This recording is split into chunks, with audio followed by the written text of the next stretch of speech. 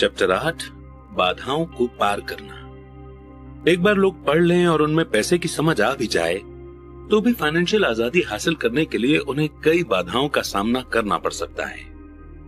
ऐसे 5 कारण हैं जिनके कारण पैसे की समझ रखने वाले लोग अपने एसेट वाले कॉलम को ज्यादा नहीं बढ़ा पाते। एसेट वाला कॉलम जिससे बहुत सारा कैश फ्लो आता है, एसेट वाला कॉलम जो उन्हें अपने सपने की जिंदगी जीने का मौका देता है और अपने बिल चुकाने के लिए हरदम काम करने के झंझट से आजादी दे सकता है। ये 5 कारण हैं। 1, डर। 2, सनकीपन। 3, आलस। 4, बुरी आदतें और 5, जिद। कारण नंबर 1, पैसा खोने के डर से पार पाना। मैं कभी किसी ऐसे इंसान से नहीं मिला जिसे पैसे का नुकसान अच्छा लगता हो, और मैं कभी किसी ऐसे अमीर आदमी से भी नहीं मिला जिसने कभी भी पैसे का नुकसान न उठाया हो। पर मैं ऐसे बहुत से गरीब लोगों से मिला हूं जिन्होंने एक भी पैसा नहीं खोया है इन्वेस्टमेंट में। पैसा खोने का डर नेचुरल है, ये हर आदमी को होता है, अमीरों को भी। पर यह डर प्रॉब्लम नहीं है। प्रॉब्लम यह है कि आप इस डर का सामना किस तरह से करते हैं, पैसा खोने के बाद सिचुएशन से किस तरह से डील करते हैं, आप नाकामयाबी को किस तरह से लेते हैं। और यह आपके जीवन में बहुत इंपॉर्टेंट है। यह जिंदगी में सिर्फ पैसे के बारे में नहीं बल्कि हर चीज के बारे में सही है। एक अमीर आदमी और एक गरीब आदमी में बेसिक फर्क यही होता है कि वे इस डर से किस तरह मुकाबला करते हैं। डरने में कोई बुराई नहीं है। पैसे के मामले में डरपोक होना भी कोई बुरी बात नहीं है। आप अब भी अमीर हो सकते हैं। हम सभी कुछ मौकों पर बहादुर होते हैं और कुछ मौकों पर डरपोक। मेरे दोस्त की पत्नी एक इमरजेंसी रूम की नर्स है। जब भी वो खून देखती है तो वो तुरंत काम में जुट जाती है। जब भी मैं इन्वेस्टमेंट का जिक्र करता हूं वो भाग जाती है। जब मैं खून देखता हूं तो मैं भागता नहीं, मैं बेहोश हो जाता हूं। मेरे अमीर डैडी पैसे के नुकसान के डर या फोबिया को समझते थे। कुछ लोग सांप से डरते हैं, कुछ लोग पैसा गंवाने से डरते हैं। दोनों ही फोबिया हैं। उनका कहना था, पैसा गंवाने के बारे में उनका सुझाव यह छोटी सी लाइन थी, अगर आप रिस्क से घबराते हैं और चिंता करते हैं तो जल्दी शुरू कर दें। इसलिए बैंक तभी बचत यानी सेविंग्स की आदत डालना चाहती है जब आप छोटे होते हैं। अगर आप कम उम्र में शुरू करते हैं तो आपके लिए अमीर होना ज्यादा आसान होगा। मैं इस बारे में ज्यादा डिटेल में कुछ नहीं कहूंगा, पर 20 साल की उम्र में सेविंग शुरू करने वाले और 30 साल की उम्र में सेविंग शुरू करने वाले लोगों में बहुत बड़ा फर्क होता है, बहुत ही बड़ा फर्क। कहा जाता है कि दुनिया के अजूबों में से एक है कंपाउंड इंटरेस्ट की ताकत। मैनहट्टन आइलैंड की परचेज दुनिया के महान डील्स में से एक मानी जाती है। न्यूयॉर्क को $24 में खरीदा गया था, पर अगर उस $24 को 8% एनुअल इंटरेस्ट पर इन्वेस्ट कर दिया जाता तो वही $24 1995 के अंत तक $28 ट्रिलियन से ज्यादा हो गए होते। मैनहट्टन को 1995 की रियल एस्टेट की कीमतों पर दोबारा खरीदा जा सकता था और इसके बाद भी इतना पैसा बच जाता कि लॉस एंजलिस का ज्यादातर हिस्सा खरीदा जा सके। मेरा पड़ोसी एक बड़ी कंप्यूटर कंपनी के लिए काम करता है। वो 25 सालों से वहां पर है। अगले 5 सालों में वो कंपनी छोड़ देगा और उसके 401 के रिटायरमेंट प्लान में $40 लाख जमा होंगे। ये mainly fast growing mutual fund में इन्वेस्ट किए गए हैं जो बाद में बॉन्ड और गवर्नमेंट सिक्योरिटीज में बदल लिए जाएंगे। जॉब छोड़ते वक्त उसकी उम्र सिर्फ 55 साल होगी और उसके पास $3 लाख से ज्यादा की पैसिव इनकम होगी जो कि उसकी सैलरी से ज्यादा होगी। अगर आप हारने या रिस्क लेने से डरते हैं तो यह भी किया जा सकता है, पर अगर आपको जल्दी ही इसकी शुरुआत करनी होगी और एक रिटायरमेंट प्लान तो बनाना ही होगा और आपको इन्वेस्ट करने से पहले भी एक भरोसेमंद फाइनेंशियल प्लानर की सर्विस लेनी होगी। पर अगर आपके पास ज्यादा समय नहीं है या आप जल्दी रिटायर होना चाहते हैं तो आप किस तरह पैसे खोने के डर का सामना करते हैं? मेरे गरीब डैडी ने कुछ नहीं किया। वे सिर्फ इस टॉपिक को टालते रहे और इस बारे में चर्चा करने के लिए तैयार नहीं हुए। दूसरी तरफ मेरे अमीर डैडी का सुझाव था कि मैं टेक्सास के लोगों की तरह की मानसिकता रखूं।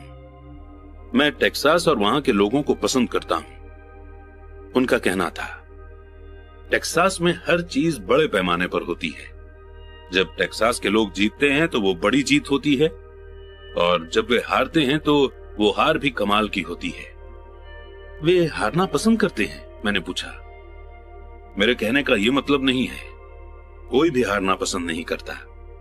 मुझे एक हारा हुआ खुश आदमी दिखा दो और मैं तुम्हें बता दूंगा कि हार ऐसी होती है, अमीर डैडी ने कहा। मैं रिस्क, रिवॉर्ड और फेलियर के बारे में टेक्सास के लोगों के नजरिए के बारे में बात कर रहा हूं। वे जिंदगी के बारे में इस तरह से सोचते हैं। वे बड़े स्केल पर जीते हैं। वे यहां के ज्यादातर लोगों की तरह नहीं जीते हैं, जो पैसे के मामले में बिल्कुल कॉकरोच की तरह होते हैं। जब कोई उन पर रोशनी डालता है तो कॉकरोच घबरा जाते हैं। अमीर डैडी समझाते रहे। मुझे टेक्सास का नजरिया सबसे ज्यादा पसंद है।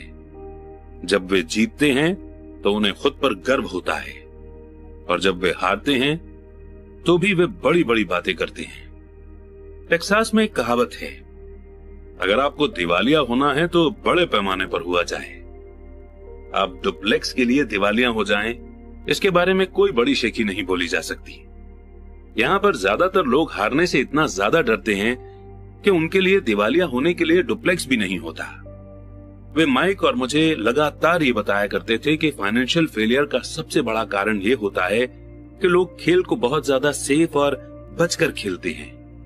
लोग हारने से इतना ज्यादा डरते हैं कि वे हार जाते हैं। ये उनके शब्द थे। पेन टार्केंटन, जो कि एक वक्त का महान NFL क्वार्टरबैक था, उसने इस बात को दूसरी तरह से कहा है, जीतने का मतलब है हारने से नहीं डरना। मेरी अपनी जिंदगी में मैंने ये पाया है कि जीत हमेशा हार के ठीक बाद आती है। जब मैंने आखिरकार मोटरसाइकिल चलाना सीखा तो उसके पहले मैं कई बार गिरा। मैं आज तक किसी गोल्फर से नहीं मिला हूं जिसने कोई गोल्फ बॉल न गुमा दी हो। मैं आज तक ऐसे प्रेमियों से भी नहीं मिला हूं जिनका दिल कभी न टूटा हो, और आज तक कभी ऐसे अमीर आदमी से भी नहीं मिला हूं जिसने कभी पैसा न गवाया हो। तो ज्यादातर लोग फाइनेंशियल तौर पर इसलिए नहीं जीत पाते क्योंकि उन्हें अमीर होने की खुशी से पैसा खोने का दर्द कहीं ज्यादा होता है। टेक्सास में एक और कहावत है, हर आदमी स्वर्ग जाना चाहता है पर मरना कोई नहीं चाहता। ज्यादातर लोग अमीर होने का सपना देखते हैं पर पैसा खोने के विचार से कांप जाते हैं, इसीलिए वे कभी स्वर्ग नहीं पहुंच पाते। अमीर डैडी माइक और मुझे टेक्सास में अपनी ट्रिप्स के बारे में कहानियां सुनाया करते थे।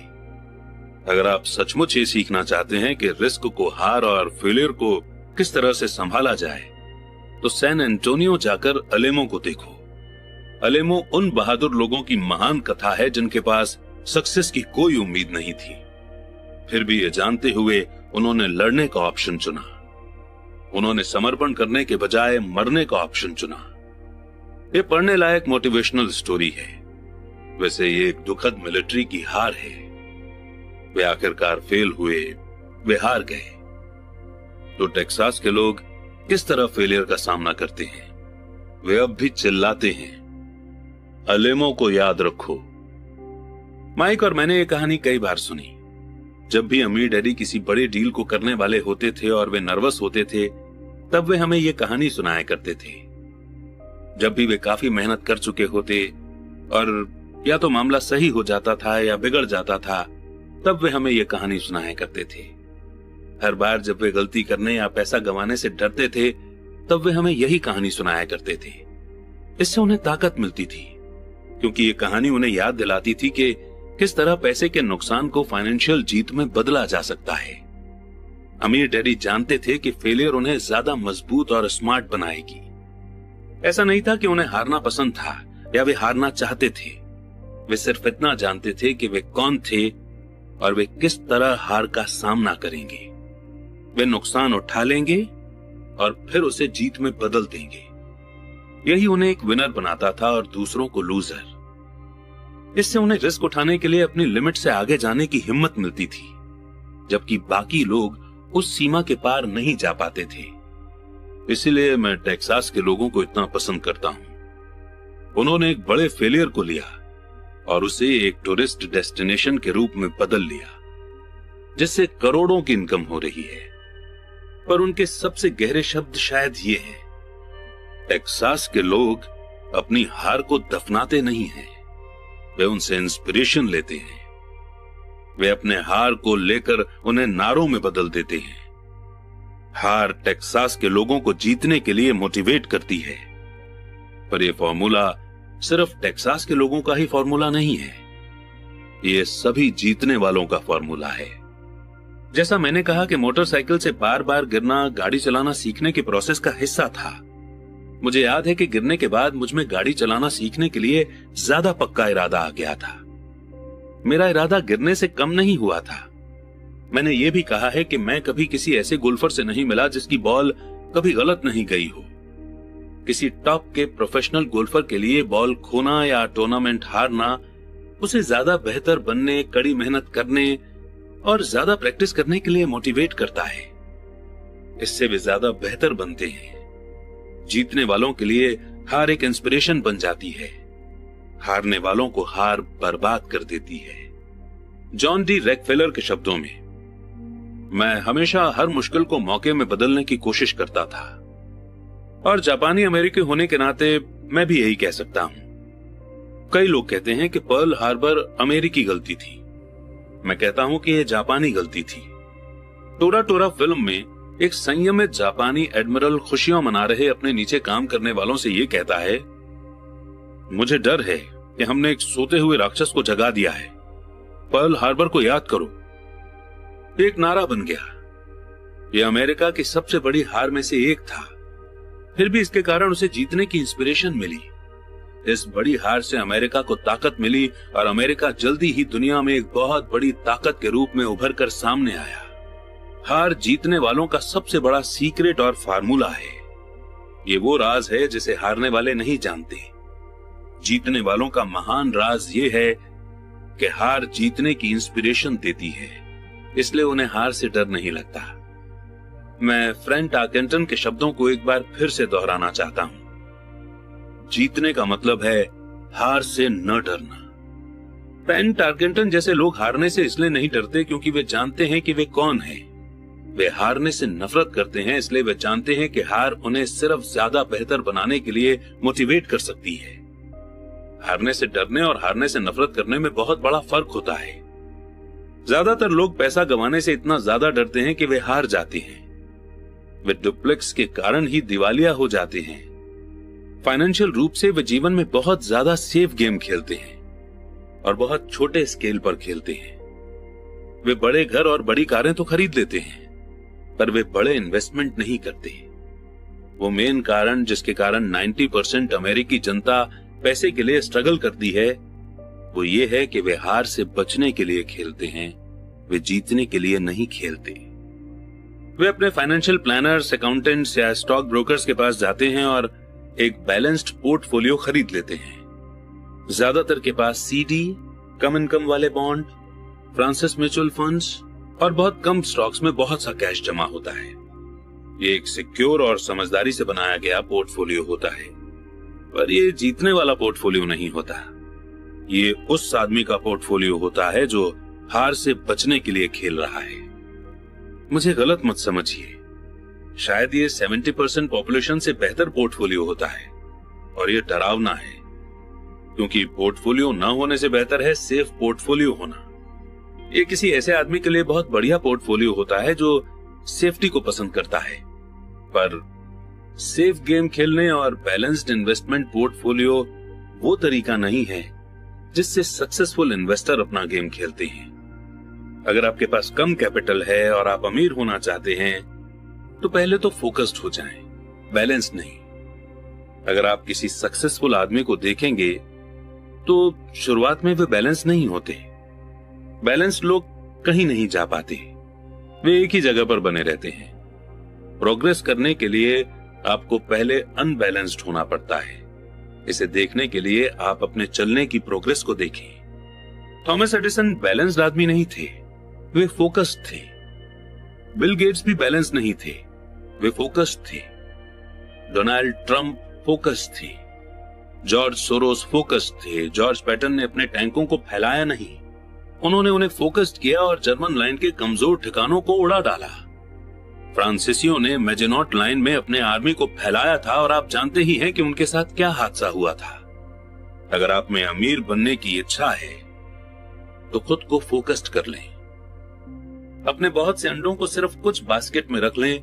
वो न करें जो गरीब और मिडिल क्लास लोग करते हैं, वे बहुत कम अंडों को बहुत से बास्केट में रखते हैं।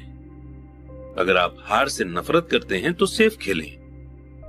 अगर हारने से आप कमजोर हो जाते हैं तो सेफ खेलें और बैलेंस्ड इन्वेस्टमेंट का रास्ता चुनें। अगर आपकी उम्र 25 साल से ज्यादा है और आप रिस्क उठाने से डरते हैं तो बदले नहीं बल्कि सेफ खेलें, पर इसकी शुरुआत जल्दी करें। अपने अगले अंडे को जल्दी ही इकट्ठा करना शुरू कर दें क्योंकि इसमें समय लगेगा। पर अगर आपके पास आजादी के सपने हैं, रैट रेस से बाहर निकलने का इरादा है, तो आपको खुद से यह सवाल पूछना चाहिए, मैं किस तरह फेलियर का सामना करूंगा? अगर नाकामयाबी से आपको जीतने की इंस्पिरेशन मिलती है तो शायद आपको कोशिश करनी चाहिए, पर सिर्फ शायद। अगर हार आपको कमजोर बना देती है या आप पर मेंटल प्रेशर डालती है, उस बिगड़े नवाब की तरह जो हर बार कोई चीज गलत होने पर मुकदमा दायर करने के लिए वकील को ढूंढता है, तो सेफ गेम ही खेलें। अपना जॉब करते रहें, बॉन्ड या म्यूचुअल फंड खरीदें, पर याद रखें कि इनमें भी रिस्क होता है, हालांकि ये ज्यादा सेफ होते हैं। मैं ये सब इसलिए कह रहा हूं और टेक्सास और फ्रांट टार्केंटन का जिक्र इसलिए कर रहा हूं क्योंकि असेट वाले कॉलम को बढ़ाना आसान है।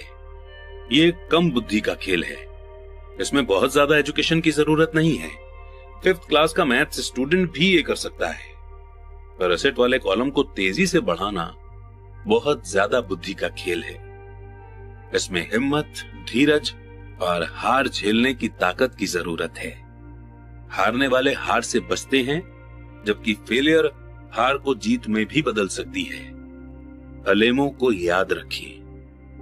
कारण नंबर 2, सनकीपन का सामना करना। आसमान गिर रहा है, आसमान गिर रहा है। हम में से ज्यादातर लोग उस छोटे मुर्गे की कहानी जानते हैं जो आसमान गिरने की चेतावनी देता हुआ अपने अड्डे में दौड़ रहा था। हम इस तरह के बहुत से लोगों को जानते हैं, पर हम सबके अंदर एक ऐसा ही छोटा मुर्गा होता है। और जैसा मैंने पहले ही कहा है कि सन के आदमी दरअसल छोटे मुर्गे की तरह नहीं है। हम सभी में एक छोटा मुर्गा होता है जो तब उभर कर सामने आता है जब हमारे विचारों पर डर और डाउट हावी हो जाते हैं।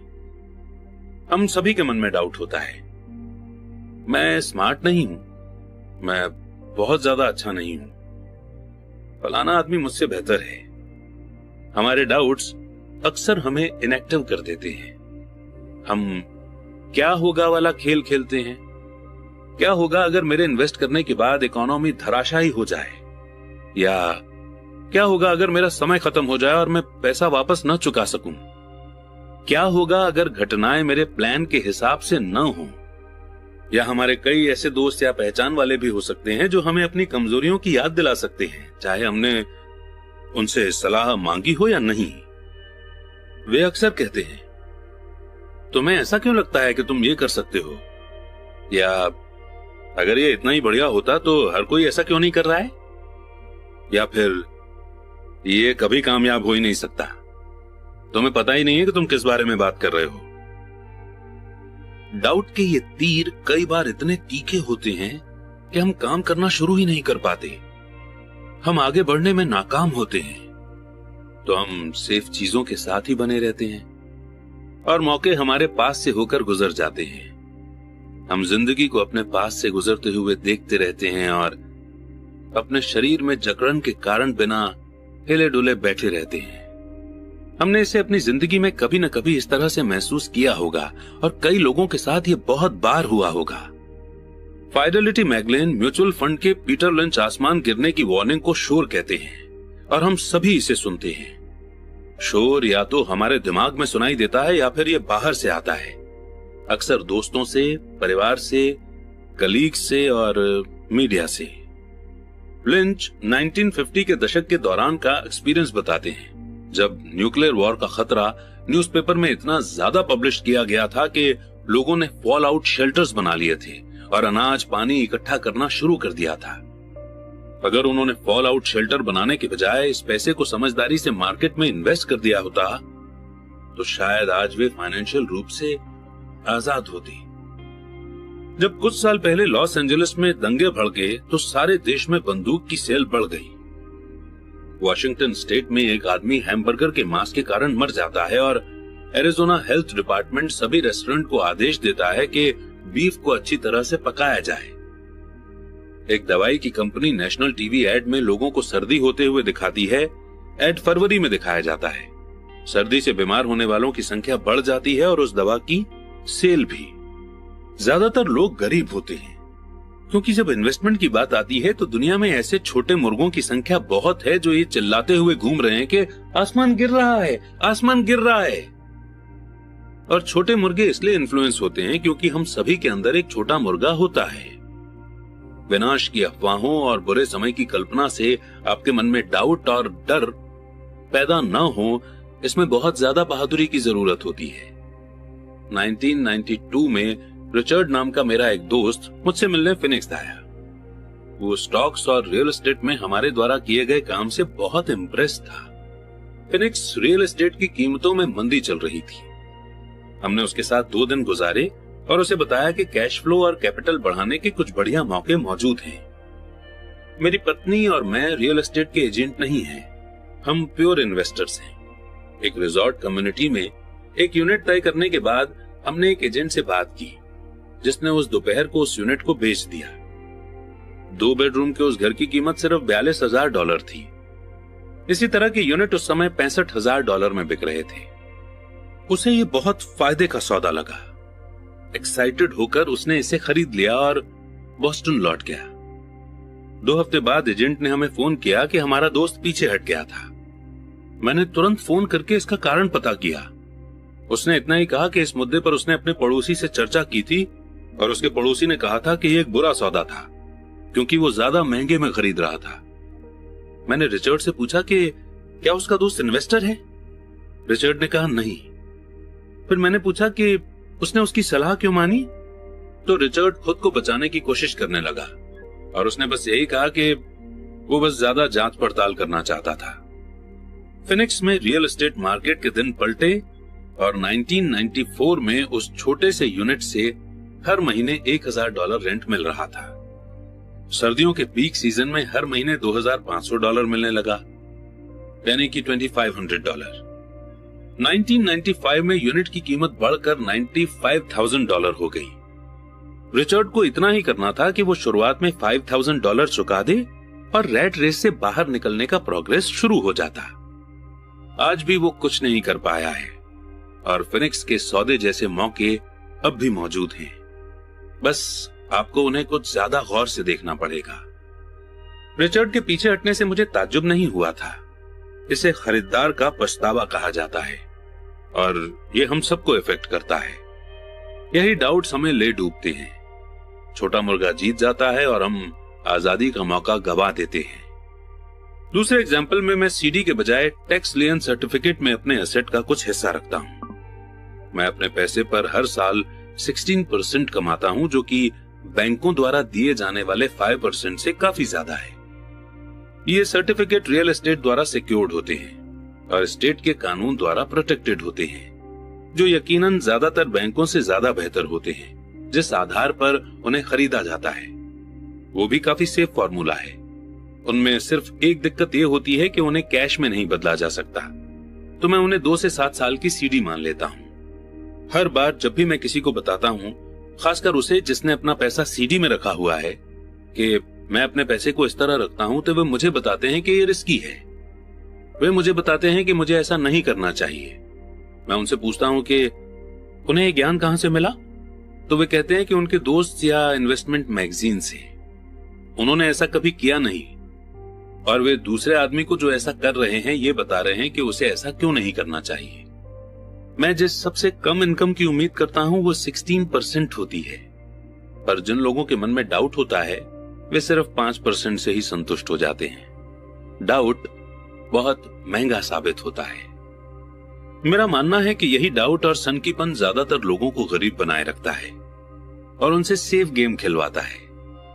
असली दुनिया इंतजार कर रही है कि आप अमीर बने, सिर्फ आपके डाउट ही आपको गरीब बनाए हुए हैं। जैसा मैंने कहा कि रैट रेस से बाहर निकलना आसान है, इसमें ज्यादा एजुकेशन की जरूरत नहीं होती। पर इन डाउट्स के कारण ज्यादातर लोग इससे बाहर नहीं निकल पाते। डाउट करने वाले लोग कभी नहीं जीत पाते। अमीर डैडी का कहना था, डाउट और डर के कारण इंसान डाउट करने वाला बन जाता है। ऐसे लोग सिर्फ बुराई करते हैं, जबकि जीतने वाले लोग एनालाइज करते हैं। ये उनकी एक और पसंदीदा कहावत थी। अमीर डैडी ने साफ साफ बताया कि क्रिटिसिज्म से दिमाग बंद जाता है, जबकि एनालिसिस से आंखें खुल जाती हैं। एनालिसिस के जरिए से जीतने वाले ये देख सकते हैं कि क्रिटिसाइज करने वाले अंधे हैं, और वे उन मौकों को भी देख सकते हैं जो और किसी को नहीं देख पाते हैं। दूसरे लोग जिन मौकों को नहीं देख पाते, उन्हें देखने की एबिलिटी किसी भी तरह की सक्सेस की चाबी है। जो लोग पैसे की आजादी ढूंढ रहे हैं, उनके लिए रियल एस्टेट इन्वेस्टमेंट का एक दमदार तरीका है। पर जब भी मैं रियल एस्टेट का जिक्र करता हूं तो मुझे यह सुनने को मिलता है, मैं टॉयलेट नहीं सुधारना चाहता। इसी को पीटर लिंच शोर कहते हैं। इसी को मेरे अमीर डैडी शक करने वाले लोगों के बहाने कहते थे। ऐसे लोग जो सिर्फ बुराई करते हैं, एनालाइज नहीं करते, ऐसे लोग जिनके दिमाग पर उनके डाउट्स और डरों का पर्दा पड़ जाता है, वे अपनी आंखें नहीं खोलते। तो जब कोई कहता है कि मैं टॉयलेट नहीं सुधारना चाहता, तो मैं जवाब देता हूं, आपको क्यों लगता है कि मैं ऐसा करना चाहता हूं? वे ये कह रहे हैं कि जो उन्हें चाहिए, टॉयलेट उससे ज्यादा इंपॉर्टेंट है। मैं रैट रेस से बाहर निकलने की आजादी के बारे में बात करता हूं और उनका पूरा ध्यान टॉयलेट पर लगा रहता है। इसी तरह के विचार ज्यादातर लोगों को गरीब बनाए रखते हैं। वे एनालाइज करने के बजाय बुराई करते रहते हैं। मैं नहीं करना चाहता आपकी सक्सेस की चाबी को अपने अंदर समाये रहते हैं, अमीर डैडी का कहना था। क्योंकि मैं भी टॉयलेट ठीक करने में ज्यादा रुचि नहीं रखता, इसलिए मैं एक प्रॉपर्टी मैनेजर की तलाश कर लेता हूं जो टॉयलेट ठीक करने का ध्यान रखता है। घरों या अपार्टमेंट्स को चलाने के लिए एक बढ़िया प्रॉपर्टी मैनेजर को ढूंढने के बाद मेरा कैश फ्लो बढ़ जाता है। पर इससे भी ज्यादा इंपॉर्टेंट यह है कि एक बढ़िया प्रॉपर्टी मैनेजर मुझे और ज्यादा रियल एस्टेट खरीदने का मौका देता है, क्योंकि मुझे टॉयलेट का ध्यान नहीं रखना पड़ेगा। एक बढ़िया प्रॉपर्टी मैनेजर रियल एस्टेट में सक्सेस की चाबी है। मेरे लिए रियल एस्टेट से भी ज्यादा इंपॉर्टेंट है एक अच्छा मैनेजर खोजना। अक्सर किसी बढ़िया प्रॉपर्टी मैनेजर को अच्छे डील्स के बारे में पहले से पता चल जाता है, जबकि रियल एस्टेट एजेंट्स को बाद में पता चलता है, जिसके कारण वे और भी ज्यादा वैल्यूएबल हो जाते हैं। मैं नहीं करना चाहता, इसे सक्सेस की चाबी कहने के पीछे अमीर डैडी का यही मतलब था। क्योंकि मैं भी टॉयलेट को ठीक नहीं करना चाहता, इसलिए मैंने ये विचार किया कि किस तरह ज्यादा रियल एस्टेट खरीदी जाए और रैट रेस से बाहर निकलने का प्रोग्रेस तेज किया जाए। जो लोग ये कहना जारी रखते हैं कि मैं टॉयलेट नहीं सुधारना चाहता, वे अक्सर इस पावरफुल इन्वेस्टमेंट के माध्यम से खुद को वंचित रखते हैं। उनके लिए टॉयलेट उनकी आजादी से ज्यादा इंपॉर्टेंट होता है। स्टॉक मार्केट में मैं अक्सर लोगों को यह कहते हुए सुनता हूं कि मैं अपना पैसा नहीं गंवाना चाहता। उन्हें ऐसा क्यों लगता है कि मैं या कोई और इंसान पैसा गंवाना पसंद करता है? वे सिर्फ इसलिए पैसे नहीं बना पाते क्योंकि वे पैसा गंवाने के लिए तैयार नहीं होते। एनालिसिस करने के बजाय वे एक पावरफुल इन्वेस्टमेंट के मीडियम यानी स्टॉक मार्केट की तरफ से अपने दिमाग को बंद कर लेते हैं। दिसंबर 1996 में मैं अपने दोस्त के साथ गैस स्टेशन के पास से गुजर रहा था। उसने देखा और अनुमान लगाया कि तेल की कीमतें बढ़ जाएंगी। मेरा दोस्त बहुत चिंता करता रहता है, या छोटा मुर्गा है। उसके हिसाब से आसमान हमेशा गिरने वाला होता है और अक्सर आसमान उसी के सिर पर गिरता है। जब हम घर पहुंचे तो उसने मुझे वो तमाम कारण बताए कि अगले कुछ सालों में तेल की कीमतें क्यों बढ़ेंगी। ये फिगर मुझे पहले पता नहीं थे, हालांकि मैंने मौजूदा ऑयल कंपनी में बहुत से शेयर खरीदे हुए थे। उस इंफॉर्मेशन के आधार पर मैंने तुरंत एक नई ऑयल कंपनी की खोज कर दी जिसे उसके रियल वर्थ से कम आंका गया हो। मुझे ऐसी ऑयल कंपनी मिल गई जो तेल के कुछ भंडारों को खोजने वाली थी। मेरा ब्रोकर्स इस नई कंपनी को लेकर अच्छा खासा एक्साइटेड हो गया और मैंने 65 सेंट पर शेयर के रेट पर 15,000 यानी कि 15,000 शेयर खरीद लिए। फरवरी 1997 में मैं उसी दोस्त के साथ उसी गैस स्टेशन के पास से गुजर रहा था और कीमत पर गैलन 15% बढ़ चुकी थी। एक बार फिर छोटा मुर्गा चिंता करने लगा और शिकायत करने लगा। मैं मुस्कुराया क्योंकि जनवरी 1997 में उस छोटी ऑयल कंपनी ने तेल खोज लिया था और वो 15,000 शेयर अब बढ़कर $3 पर शेयर हो गए थे और मेरे दोस्त के अनुसार गैस की कीमतें लगातार बढ़ती रहेंगी। एनालिसिस करने के बजाय छोटे मुर्गे अपने दिमाग को बंद कर लेते हैं। अगर ज्यादातर लोग ये समझ लें कि स्टॉक मार्केट इन्वेस्टमेंट में स्टॉक किस तरह काम करते हैं, तो ज्यादातर लोग हार से बचने के बारे में अपना ध्यान नहीं लगाएंगे और जीतने के लिए इन्वेस्ट करेंगे। स्टॉप एक कंप्यूटर इंस्ट्रक्शन है जो प्राइस गिरने पर आपके शेयर को अपने आप बेच देता है ताकि आपका कम से कम नुकसान हो और आपको ज्यादा से ज्यादा फायदा मिल सके। जो लोग हारने से घबराते हैं उनके लिए ये एक बहुत अच्छा तरीका है। तो जब भी मैं लोगों को मैं नहीं चाहता इस पर ध्यान फोकस करते हुए देखता हूं और वे क्या चाहते हैं इस पर ध्यान फोकस करते हुए नहीं देखता हूं, तो मैं समझ लेता हूं कि उनके दिमाग में शोर की आवाज बहुत तेज होगी। छोटा मुर्गा उनके दिमाग पर हावी होगा तभी चीख रहे हैं, आसमान गिर रहा है और टॉयलेट टूट रहे हैं। इसलिए वे अपनी अनचाही चीजों से बचते हैं, पर वे इसकी भारी कीमत चुकाते हैं। वे जिंदगी से जो चाहते हैं वो शायद उन्हें कभी न मिल पाए। अमीर डैडी ने मुझे छोटे मुर्गों को देखने का एक तरीका सुझाया। वही करो जो कर्नल सैंडर्स ने किया था। 66 साल की उम्र में उनका बिजनेस चौपट हो गया और वे अपनी सोशल सिक्योरिटी के चेक पर बस गुजर बसर कर रहे थे। इतना ही नहीं, वे फ्राइड चिकन की अपनी रेसिपी के साथ पूरे देश में इसे बेचने की कोशिश कर रहे थे। किसी के हां कहने पर पहले इस रेसिपी के लिए 1009 बार ना कहा गया और वे उस उम्र में करोड़पति बने जिस उम्र में लोग काम छोड़कर आराम करना चाहते हैं। वे एक बहादुर और जिद्दी आदमी थे।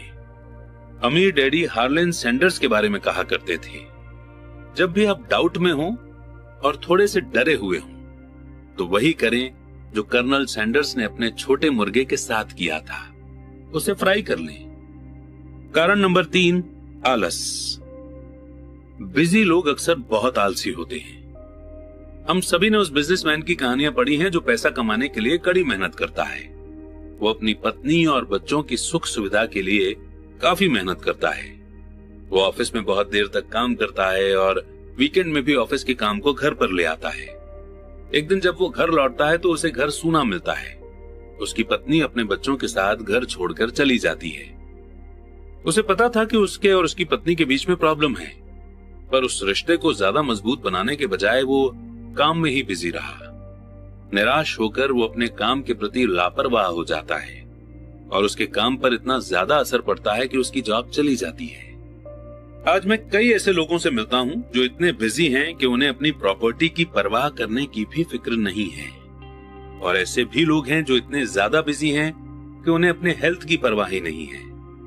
दोनों का कारण एक ही है, वे बिजी हैं और वे बिजी बने रहना चाहते हैं, क्योंकि वे किसी चीज का सामना नहीं करना चाहते। उन्हें यह बताने की जरूरत नहीं है। अंदर से वे खुद जानते हैं। असल में अगर आप उन्हें याद दिलाएं तो वे गुस्सा हो जाते हैं या चिढ़ जाते हैं। अगर वे जॉब में या बच्चों के साथ बिजी नहीं हैं तो वे टीवी देखने, मछली पकड़ने, गोल्फ खेलने या शॉपिंग करने में बिजी होते हैं। पर वे अंदर से जानते हैं कि वे किसी इंपॉर्टेंट चीज का सामना करने से कतरा रहे हैं। यह आलस का सबसे आम रूप है। यहां आलस का मतलब है बिजी बने रहना। तो आलस का इलाज क्या है? जवाब है थोड़ा सा लालच। हम में से ज्यादातर लोगों का पालन पोषण इस तरह से किया गया है कि हम लालच या इच्छा को बुरा समझते हैं। मेरी मां कहा करती थी, लालची लोग बुरे होते हैं। पर हम में से हर एक अच्छी चीजें, नई चीजें, एक्साइटिंग चीजें हासिल करना चाहता है, तो उस इच्छा की भावना को काबू में रखने के लिए अक्सर माँ बाप इच्छा को गिल्ट से जोड़ देते हैं। तुम हमेशा अपने बारे में ही सोचते हो, क्या तुम्हें नहीं मालूम तुम्हारे भाई बहन भी हैं? ये मेरी माँ की फेवरेट कहावत थी। या फिर तुम क्या खरीदना चाहते हो? मेरे डैडी की फेवरेट कहावत थी, तुम ऐसा सोचते हो कि जैसे हमारे पास बहुत सा पैसा है। क्या तुम ये सोचते हो कि पैसा पेड़ पर लगता है? हम अमीर नहीं हैं, तुम तो जानते ही हो। मुझ पर शब्दों का तो उतना असर नहीं पड़ा, पर उन शब्दों में जो गुस्सा और गिल्ट का मिक्सचर था उसका मुझ पर बहुत ज्यादा असर हुआ। या इसके अपोजिट गिल्ट का जाल ये था, मैं तुम्हारे लिए ये खरीद कर अपने जीवन का बलिदान दे रहा हूं। मैं तुम्हारे लिए ये इसलिए खरीद रहा हूं क्योंकि जब मैं छोटा था तो मेरे माँ बाप मुझे खरीद कर नहीं दे पाए थे। मेरा एक पड़ोसी है जो पूरी तरह से दिवालिया है, पर वो अपनी कार को अपने गैरेज में पार्क नहीं कर सकता। गैरेज में उसके बच्चों के खिलौने भरे पड़े हैं। उन बिगड़े हुए बच्चों को मुंह मांगी चीज मिल जाती है। उस पड़ोसी के शब्द हैं, मैं नहीं चाहता कि मेरे बच्चों को किसी चीज की कमी हो। उसने उनके कॉलेज के लिए या अपने रिटायरमेंट के लिए कुछ भी अलग से बचाकर नहीं रखा है, पर उसके बच्चों को हर खिलौना मिल जाता है। उसे पोस्ट में एक नया क्रेडिट कार्ड मिला है और वो अपने बच्चों को घुमाने के लिए लास वेगास ले गया। मैं ये अपने बच्चों के लिए कर रहा हूं। ये उसके महान बलिदान के शब्द थे। अमीर डैडी इस लाइन से चिढ़ते थे, मैं इसे नहीं खरीद सकता। मेरे असली घर में मुझे यही लाइन अक्सर सुनने को मिल जाया करती थी। इसके बजाय अमीर डैडी चाहते थे कि उनके बच्चे ये कहें, मैं इसे किस तरह खरीद सकता हूं। उनका तर्क था कि मैं इसे नहीं खरीद सकता। इस लाइन से आप अपने दिमाग का दरवाजा बंद कर लेते हैं। इसे अब और ज्यादा सोचने की जरूरत नहीं होती। मैं इसे किस तरह खरीद सकता हूं, इस लाइन से आपके दिमाग के दरवाजे खुल जाते हैं। इससे ये सोचने पर मजबूर होता है और जवाब ढूंढता है। पर सबसे इंपॉर्टेंट बात तो यह है कि मैं इसे नहीं खरीद सकता, ये लाइन झूठी होती है और इंसान की आत्मा ये बात जानती है। इंसान की आत्मा बहुत ताकतवर होती है। उनका कहना था कि ये जानती है और ये कुछ भी कर सकती है। जब एक आलसी दिमाग कहता है कि मैं इसे नहीं खरीद सकता, तो आपके अंदर एक जंग छिड़ जाती है। आपकी आत्मा गुस्सा हो जाती है और आपके आलसी दिमाग को अपने झूठ पर अड़े रहना पड़ता है। आत्मा चीखती है, चलो भी हम जिम चलकर एक्सरसाइज करते हैं। और आलसी दिमाग कहता है, पर मैं अभी थका हुआ हूं, आज मैंने सचमुच बहुत काम किया है।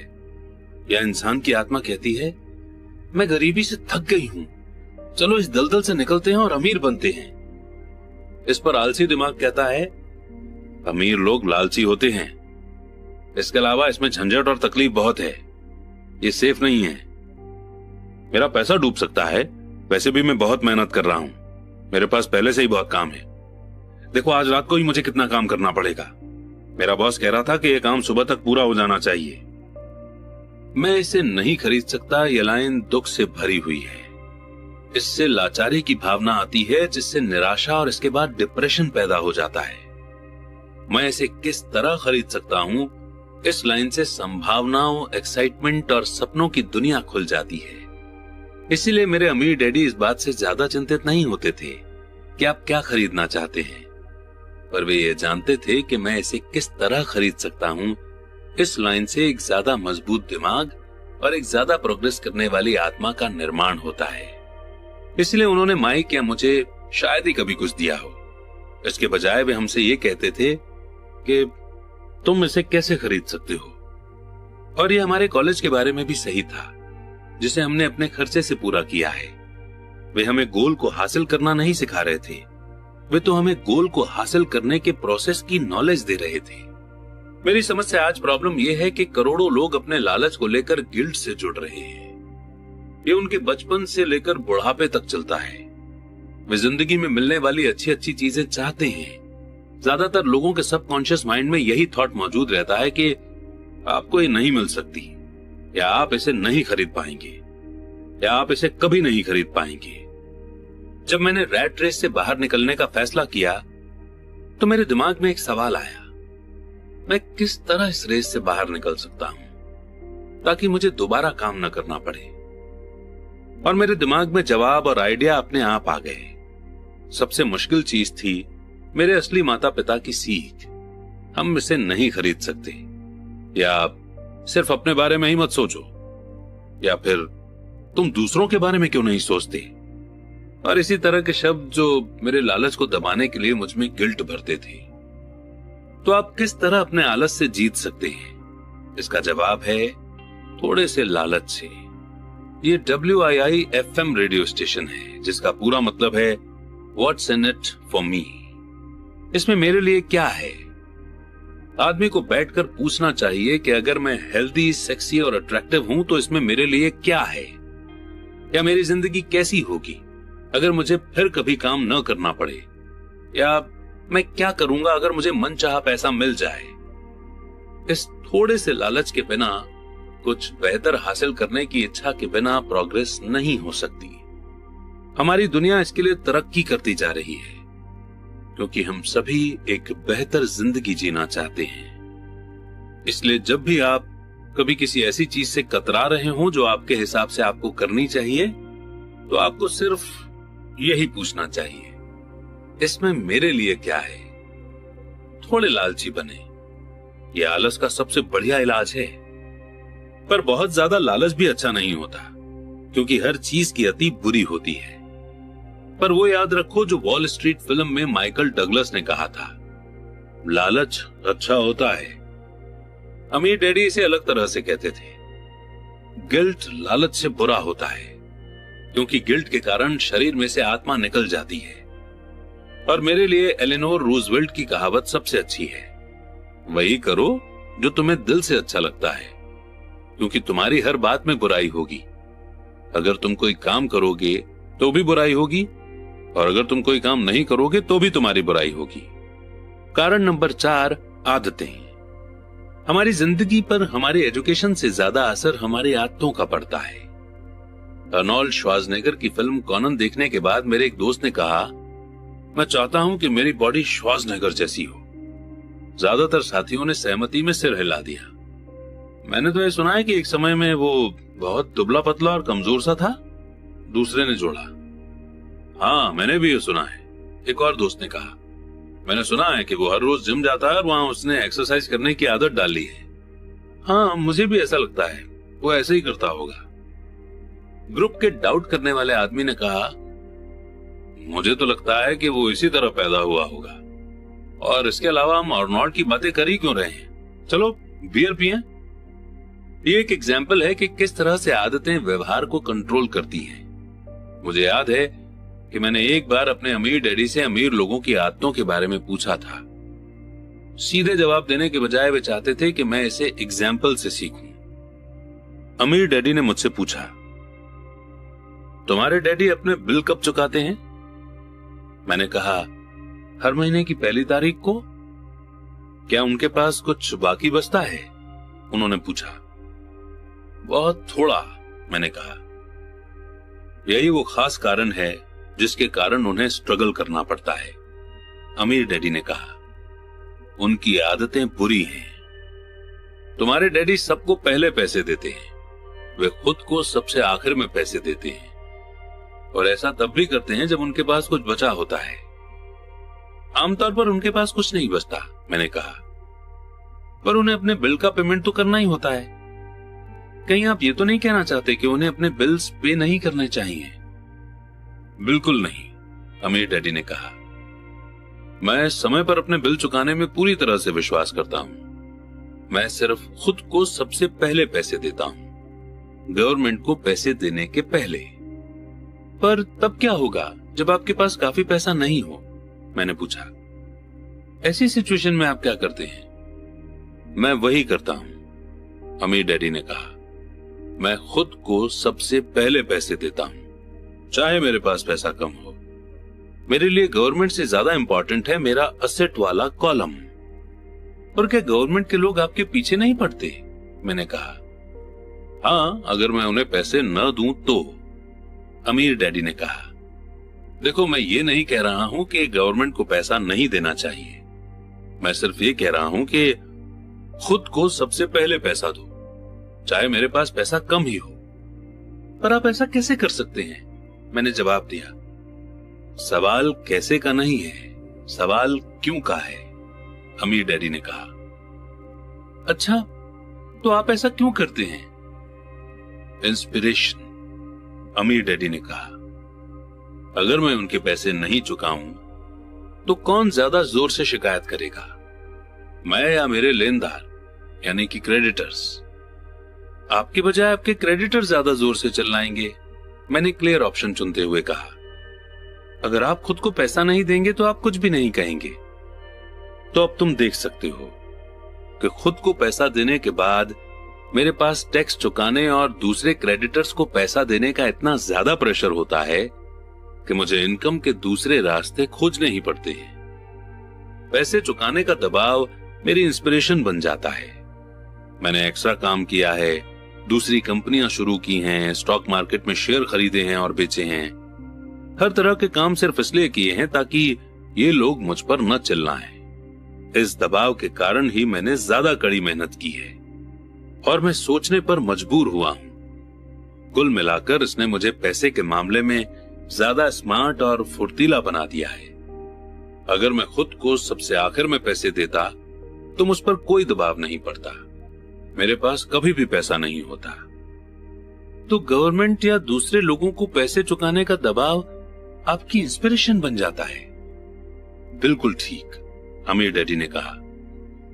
देखो, गवर्नमेंट का पैसा वसूलने वाले लोग बहुत डरावने लोग होते हैं। वैसे आमतौर पर पैसा वसूलने वाले सभी लोग डरावने होते हैं। ज्यादातर लोग इनसे डर जाते हैं और वे उन लोगों को पैसा दे देते हैं और खुद को कभी पैसा नहीं देते।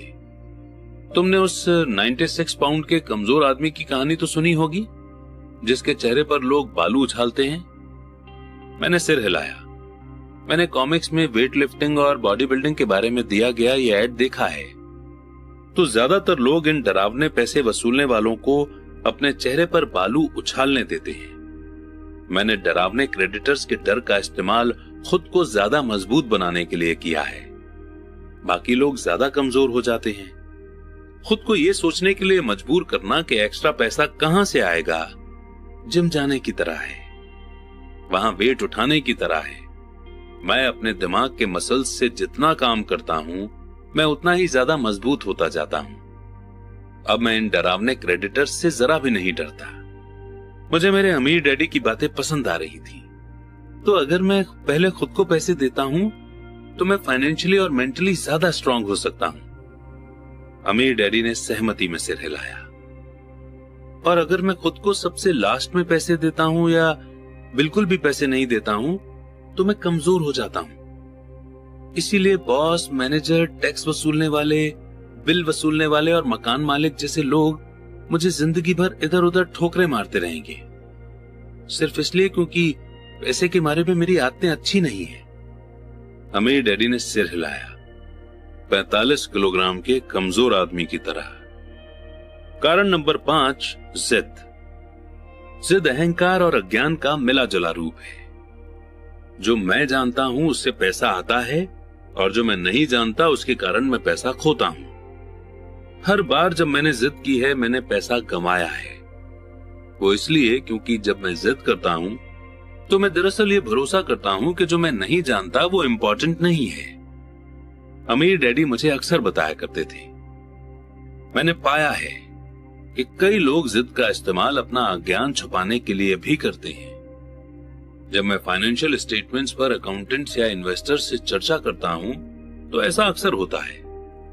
वे चर्चा में अपनी जिद के बेसिस पर जीतना चाहते हैं। मैं समझ जाता हूं कि जिस मुद्दे पर बात हो रही है उसके बारे में उन्हें पूरी नॉलेज नहीं है। वे झूठ नहीं बोल रहे होते हैं पर वे सच भी नहीं बोल रहे होते हैं। फाइनेंस और इन्वेस्टमेंट की दुनिया में ऐसे कई लोग हैं जिन्हें पता ही नहीं होता कि वे किस बारे में बात कर रहे हैं। मनी इंडस्ट्री में ज्यादातर लोग सेकेंड हैंड कार के सेल्समैन की तरह बर्ताव करते हैं। जब आप जानते हो कि आप किसी सब्जेक्ट में अज्ञानी हैं, तो उस फील्ड में किसी एक्सपर्ट को ढूंढकर या उस सब्जेक्ट पर कोई अच्छी बुक पढ़कर अपनी नॉलेज को बढ़ाना शुरू कर दें। ने मुझे पैसे के मामले में ज्यादा स्मार्ट और फुर्तीला बना दिया है। अगर मैं खुद को सबसे आखिर में पैसे देता तो मुझ पर कोई दबाव नहीं पड़ता, मेरे पास कभी भी पैसा नहीं होता। तो गवर्नमेंट या दूसरे लोगों को पैसे चुकाने का दबाव आपकी इंस्पिरेशन बन जाता है। बिल्कुल ठीक, अमीर डैडी ने कहा। देखो, गवर्नमेंट का पैसा वसूलने वाले लोग बहुत डरावने लोग होते हैं। वैसे आमतौर पर पैसा वसूलने वाले सभी लोग डरावने होते हैं। ज्यादातर लोग इनसे डर जाते हैं और वे उन लोगों को पैसा दे देते हैं और खुद को कभी पैसा नहीं देते। तुमने उस 96 पाउंड के कमजोर आदमी की कहानी तो सुनी होगी, जिसके चेहरे पर लोग बालू उछालते हैं। मैंने सिर हिलाया। मैंने कॉमिक्स में वेट लिफ्टिंग और बॉडी बिल्डिंग के बारे में दिया गया ये ऐड देखा है। तो ज्यादातर लोग इन डरावने पैसे वसूलने वालों को अपने चेहरे पर बालू उछालने देते हैं। मैंने डरावने क्रेडिटर्स के डर का इस्तेमाल खुद को ज्यादा मजबूत बनाने के लिए किया है। बाकी लोग ज्यादा कमजोर हो जाते हैं। खुद को ये सोचने के लिए मजबूर करना कि एक्स्ट्रा पैसा कहां से आएगा, जिम जाने की तरह है, वहां वेट उठाने की तरह है। मैं अपने दिमाग के मसल्स से जितना काम करता हूं, मैं उतना ही ज्यादा मजबूत होता जाता हूं। अब मैं इन डरावने क्रेडिटर्स से जरा भी नहीं डरता। मुझे मेरे अमीर डैडी की बातें पसंद आ रही थी। तो अगर मैं पहले खुद को पैसे देता हूं तो मैं फाइनेंशियली और मेंटली ज्यादा स्ट्रांग हो सकता हूं। अमीर डैडी ने सहमति में सिर हिलाया। और अगर मैं खुद को सबसे लास्ट में पैसे देता हूं या बिल्कुल भी पैसे नहीं देता हूं तो मैं कमजोर हो जाता हूं। इसीलिए बॉस, मैनेजर, टैक्स वसूलने वाले, बिल वसूलने वाले और मकान मालिक जैसे लोग मुझे जिंदगी भर इधर उधर ठोकरे मारते रहेंगे, सिर्फ इसलिए क्योंकि पैसे के बारे में मेरी आदतें अच्छी नहीं है। अमीर डैडी ने सिर हिलाया, 45 किलोग्राम के कमजोर आदमी की तरह। कारण नंबर 5, जिद। जिद अहंकार और अज्ञान का मिला जुला रूप है। जो मैं जानता हूं उससे पैसा आता है और जो मैं नहीं जानता उसके कारण मैं पैसा खोता हूं। हर बार जब मैंने जिद की है मैंने पैसा कमाया है। वो इसलिए क्योंकि जब मैं जिद करता हूं तो मैं दरअसल ये भरोसा करता हूं कि जो मैं नहीं जानता वो इंपॉर्टेंट नहीं है। अमीर डैडी मुझे अक्सर बताया करते थे। मैंने पाया है कि कई लोग जिद का इस्तेमाल अपना अज्ञान छुपाने के लिए भी करते हैं। जब मैं फाइनेंशियल स्टेटमेंट्स पर अकाउंटेंट्स या इन्वेस्टर्स से चर्चा करता हूं तो ऐसा अक्सर होता है। वे चर्चा में अपनी जिद के बेसिस पर जीतना चाहते हैं। मैं समझ जाता हूं कि जिस मुद्दे पर बात हो रही है उसके बारे में उन्हें पूरी नॉलेज नहीं है। वे झूठ नहीं बोल रहे होते हैं पर वे सच भी नहीं बोल रहे होते हैं। फाइनेंस और इन्वेस्टमेंट की दुनिया में ऐसे कई लोग हैं जिन्हें पता ही नहीं होता कि वे किस बारे में बात कर रहे हैं। मनी इंडस्ट्री में ज्यादातर लोग सेकंड हैंड कार के सेल्समैन की तरह बर्ताव करते हैं। जब आप जानते हो कि आप किसी सब्जेक्ट में अज्ञानी हैं तो उस फील्ड में किसी एक्सपर्ट को ढूंढकर या उस सब्जेक्ट पर कोई अच्छी बुक पढ़कर अपनी नॉलेज को बढ़ाना शुरू कर दें। 8वां चैप्टर, बाधाओं को पार करना।